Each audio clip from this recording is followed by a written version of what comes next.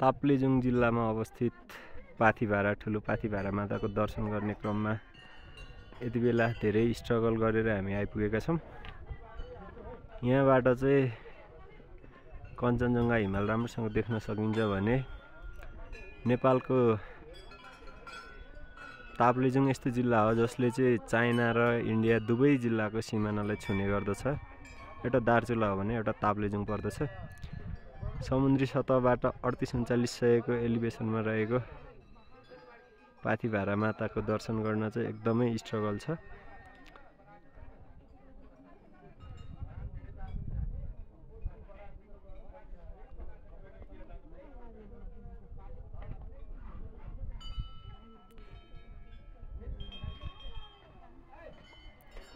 अहिले चाहिँ पाथिभारा मन्दिर माताको दर्शन गर्ने चाहिँ एकदम सिजन भएकोले मान्छेहरू एकदमै प्याक देख्न सकिन्छ। माताको मुख्य मन्दिर माथि रहेको छ भने अलि तलबाटै मैले चाहिँ डकुमेन्ट्री लिइरहेको छु।